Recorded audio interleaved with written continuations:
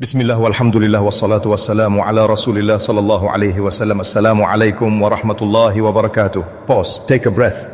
Because the fact that you clicked on this video is not random. Allah subhanahu wa ta'ala allowed your heart at this exact moment to lean toward knowledge, toward remembrance, toward something that belongs to Jannah. And that itself is a ni'mah. My beloved brothers and sisters, life with Allah subhanahu wa ta'ala is not about collecting information. It is about learning, teaching, and then turning knowledge into action and action into ibadah. That is why the gatherings of knowledge were called the gardens of Jannah, even in this world. But today, let me ask you something deeply personal. How are your mornings? Because if you truly want to win your life, you must first learn how to win your mornings. Let me take you back to the golden generation. After the prophets, alayhimus salam, the best of humanity were the companions. Abu Bakr as-Siddiq radiyallahu anhu. Then Umar ibn al-Khattab radiyallahu anhu. Then Uthman ibn Affan radiyallahu anhu. Then Ali ibn Abi Talib radiyallahu anhu. May Allah be pleased with them all. One day, Uthman ibn Affan radiyallahu anhu was sitting quietly under the shade of a tree. Umar ibn al-Khattab radiyallahu anhu passed by and said, Assalamu alaikum wa rahmatullahi wa barakatuh. But Uthman did not respond. He didn't look up. He didn't react. Umar radiyallahu anhu was hurt, not because of ego, but because brotherhood mattered. So he went straight to the Khalifa of the Muslims at that time, Abu Bakr as-Siddiq radiyallahu anhu. And he said, "O Abu Bakr, I passed by Uthman, gave him salam, and he did not respond." Now listen carefully. Abu Bakr radiyallahu anhu, the busiest man in the ummah, the leader of the Muslim world, did not delay. He stood up immediately and said, "Come, let us go to Uthman." Because Medina was not built on buildings, not on wealth, not on power. It was built on brotherhood. They reached Uthman radiyallahu anhu. Abu Bakr said, "Umar passed by you. He gave salam. Why did you not reply?" Uthman looked shocked. He said, "By Allah, he did not pass by me." Umar said, "By Allah, I did." The moment became tense. And then Uthman ibn Affan radiyallahu anhu lowered his gaze and said something that should shake our hearts. He said, "I was drowned in a thought so heavy that I did not notice anyone passing by." Abu Bakr radiyallahu anhu understood immediately. He asked gently, "What was troubling your heart so deeply?" And here is where the soul of this reminder begins.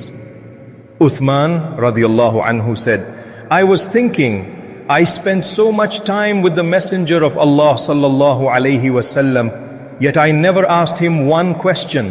What question? He said, "What is the one action that will save a person on the day of judgment?" Imagine that. A man promised Jannah, still worried about salvation. Abu Bakr radiyallahu anhu smiled softly and said, "Your problem is solved." He said, "I asked the Messenger of Allah sallallahu alayhi wasallam this very question." Uthman said, "May my parents be sacrificed for you. Of course you would ask such a question." Abu Bakr said, "The Prophet sallallahu alayhi wasallam said, it is the kalima that I invited my uncle Abu Talib to. La ilaha illallah, Muhammadur Rasulullah. Whoever accepts it, lives by it, aligns their life with it, that kalima will save them on the day of judgment." My beloved brothers and sisters, this is not just a story, this is a mirror. Because the companions started their days with the worry of the akhirah, and we start our mornings with notifications, deadlines, comparisons, anxiety. But listen to this truth. Whoever makes the akhirah their concern, Allah will take care of their dunya. And whoever wakes up only for dunya, Allah places poverty between their eyes, even if they possess the world. So ask yourself tonight, when you wake up tomorrow morning, what will your heart be thinking about? Because how you begin your morning is how you shape your destiny. Now, we will uncover why Tahajjud and Fajr were the secret weapons of the Salaf, and how one single hour before Fajr can change your entire life, my dear soul. Now listen carefully, because what you're about to hear is not motivation, it is direction. The Salaf did not wake up early because they were disciplined people. They woke up early because they understood reality. They knew something we have forgotten. Your life is not made of years. Your years are made of months. Your months are made of days. And your days are decided by how you begin your morning. This is why the righteous were obsessed with before Fajr. The scholars used to say, if you conquer the first part of your day, you have conquered the entire day. One of the Salaf described the day like a camel. If you control the camel from its head, the rest of the body follows. But if you lose control at the start, you will be dragged the entire way. This is why Tahajjud is not just an extra prayer. It is the moment Allah subhanahu wa ta'ala personally calls you. While the world is asleep, while screens are dark, while voices are silent, Allah subhanahu wa ta'ala descends in a way that befits His majesty and says, is there anyone asking me so I may give him? Is there anyone seeking forgiveness so I may forgive him? Is there anyone repenting so I may accept his repentance? And here is the painful question. Where are we at that moment? Still sleeping, still scrolling, still saying tomorrow. Abdullah ibn Mas'ud radiyallahu an would pray Fajr, then sit in dhikr until sunrise. One day, people came to visit him early. He asked them, has the sun risen yet? They said no. So he continued remembering Allah. Then he asked again. When they said, yes, the sun has risen, he said something that should shake us. Alhamdulillah, today Allah did not punish us for our sins. Subhanallah. He considered reaching sunrise without punishment a sign of Allah's mercy. This was their mindset. And we complain. Even when Allah gives us life, health, and another morning. My beloved brothers and sisters, the Prophet Muhammad sallallahu alaihi wasallam taught us something powerful. True richness is not having a lot of money. True richness is the richness of the heart. And do you know when the heart becomes rich? Not after promotions, not after success, not after recognition.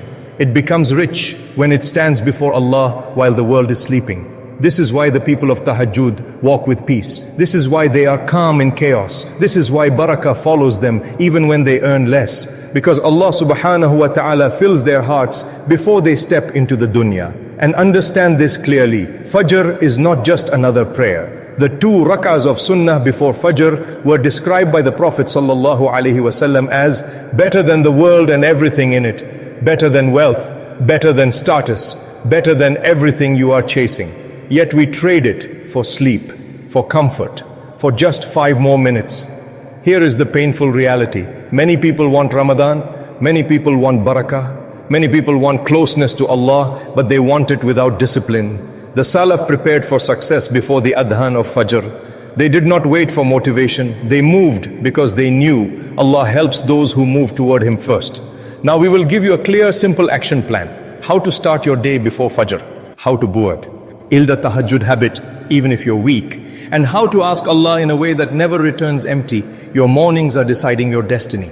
And the door is still open. My dear hearts, now listen carefully, because this is where everything becomes practical. Not theory, not inspiration, but a path. Most people fail not because they are evil, but because they try to change their lives without changing their mornings. And Allah subhanahu wa ta'ala designed it this way on purpose. Why? Because the morning reveals what truly matters to you. Here is the truth. The Salaf understood. You don't need to wake up successful. You need to wake up sincere. Success follows sincerity. Barakah follows obedience. And peace follows those who stand before Allah when no one else is watching. The prophetic morning formula, simple, powerful, realistic. This is not for scholars. This is not for saints. This is for you.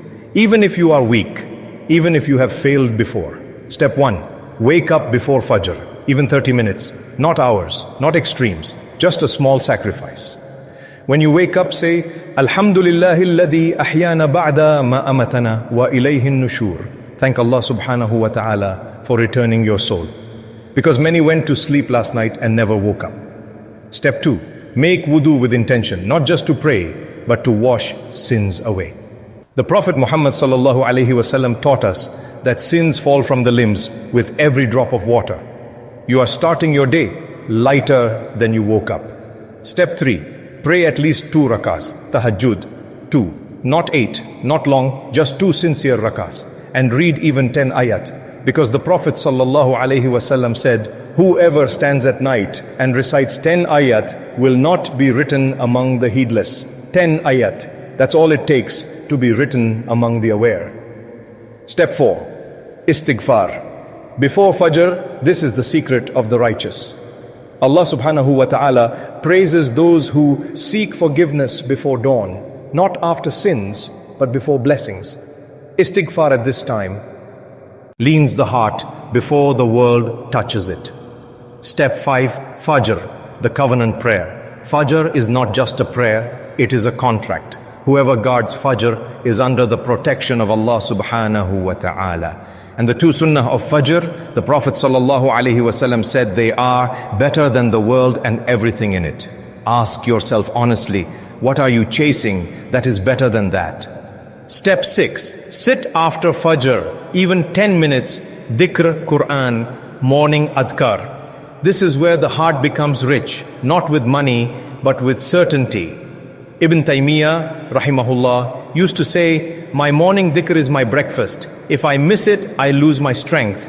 This is spiritual nutrition, and most people are spiritually starving. For the next 90 days, protect the first 90 minutes of your day. Not for dunya, not for notifications, not for noise, for Allah. And watch how your anxiety decreases, your discipline increases, your sins become heavier in your heart, your obedience becomes sweeter, your life gains direction, because whoever wins their morning wins their life.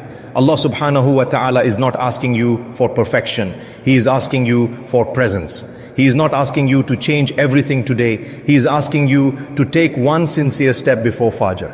And He promised, whoever comes to me walking, I come to him running. Your mornings are still open. The door is still unlocked.